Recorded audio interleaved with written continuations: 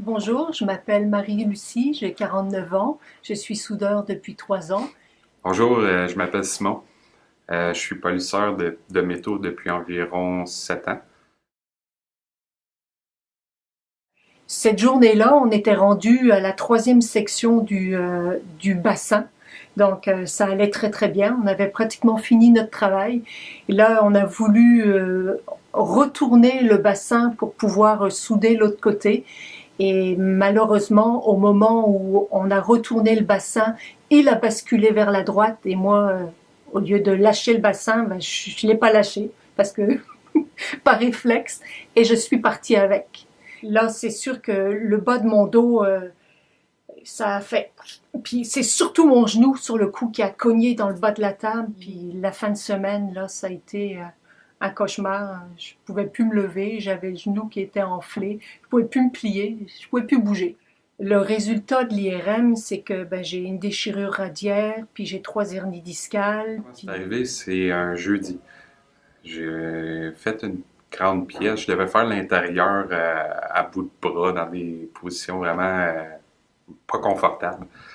Puis à un moment donné, je commençais à ressentir des raideurs, après ça des douleurs. Euh, Surtout dans le haut du dos, mais aussi dans le bas du dos. J'ai fini ma journée en taffant vraiment la douleur qui augmentait toujours. J'ai été même avoir des étourdissements puis des bouffées de chaleur tellement que ça faisait mal. Mais je me suis dit à ce moment-là, ben regarde, c'est juste une job dure. C'était déjà arrivé auparavant qu'on soit plus demandé physiquement pour un certain ouvrage. Je me suis dit, ça va partir. Je suis rentré chez nous, je me suis reposé. Le lendemain matin, j'avais encore mal. La douleur va pas vraiment diminuer, même pratiquement pas. J'ai quand même fait ma journée sans trop en parler, mais je me suis dit, garde, je pars pour la fin de semaine, ça va sûrement partir en fin de semaine, je resterai calme, puis il n'y aura pas de problème. Lundi, je suis revenu au travail, puis la douleur était encore aussi intense. Donc, j'ai pas eu le choix d'aller voir mon employeur, lui expliquer la situation, puis lui m'a référé à un médecin, dans le fond, pour avoir son avis. Là, le médecin m'a diagnostiqué une trapézite dorsale. puis, on va te donner des anti-inflammatoires et puis des antidouleurs. Des antidouleurs, des anti-inflammatoires, des relaxants musculaires pour dormir, des injections de cortisone au niveau des blocs facétaires. J'ai remarqué aucune différence au niveau des douleurs. Donc, Puis l'état s'aggravait parce qu'en fait, à supporter la douleur, ben, je m'épuisais. j'aime offrir des produits de qualité puis d'en sortir le plus possible. Dans le fond, j'essaie toujours d'être la meilleure. Puis depuis que je me suis blessé, dans le fond, avec les arrêts de travaux complets puis les travaux légers, euh, c'est sûr que personnellement, j'ai moins de fierté là, de ce que je peux faire, de ce que je peux amener à la compagnie pour laquelle je travaille. Au bout de 6 mois après mon accident, j'ai commencé à faire de l'assignation temporaire. Mais une assignation temporaire, c'est bien dans la mesure où on reste dans notre milieu de travail. Moi, je suis dans un bureau. Donc, je suis plus avec mes collègues de travail. Je brasse du papier, je broche du papier. Donc, ça non plus, c'est pas valorisant. À la maison, il y a certaines tâches qui sont plus difficiles à faire, comme passer la tondeuse, pelleter. Si jamais il y a des petits traîneaux à faire, c'est sûr que j'évite ou je les fais partiellement. Par chance, j'ai l'aide de ma conjointe, mais pour l'orgueil masculin, c'est pas vraiment évident. J'ai aussi un fils de 2 ans qui demande d'attention, qui demande d'être pris, qui demande d'être lavé. Ça, c'est deux choses qui sont vraiment difficiles à faire. Le fait aussi de m'amuser avec, c'est pas tout le temps facile. J'avais aussi des loisirs comme jouer au golf, bricoler à la maison. Il y a des choses que c'est des choses que je peux malheureusement plus faire aujourd'hui, là, ou du moins pour un certain temps.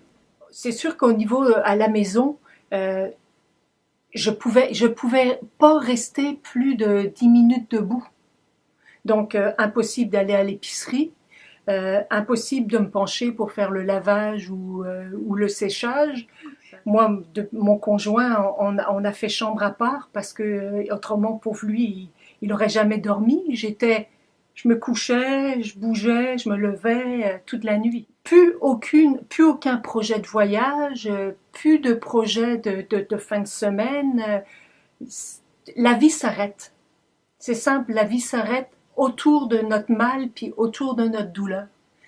J'avais la jambe à partir du genou qui était tout engourdie, mon pied levait plus. Donc je marchais là, puis j'avais l'impression de marcher sur une jambe de bois. Puis là, au bout d'un moment, le médecin a dit bon, ben, ça va être l'opération. Je tiens debout, je suis capable maintenant de marcher au moins 30 minutes. C'est sûr que j'ai encore des douleurs dans le pied. L'endroit de l'opération avec les vis et les plaques, ben, c'est sûr que c'est encore très douloureux parce que ça fait juste 3 mois, mais je vais mieux.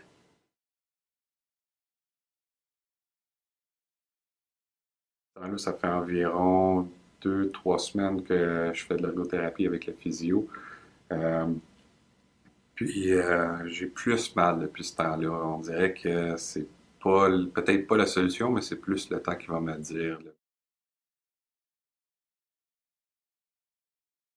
Je- il y a peu de chances que je reprenne ce métier-là, ce métier de soudeur, parce que c'est très physique. Ben, mon dos est plus fragile. La zone autour des vis et des plaques, ben, c'est fragilisé. Donc, il faut que, j'ai pas le choix, il faut que je vive avec ces conséquences-là. C'est difficile parce qu'on dirait que ça n'a pas de fin. On a eu un accident, puis presque 2 ans après, on n'en voit pas encore le bout.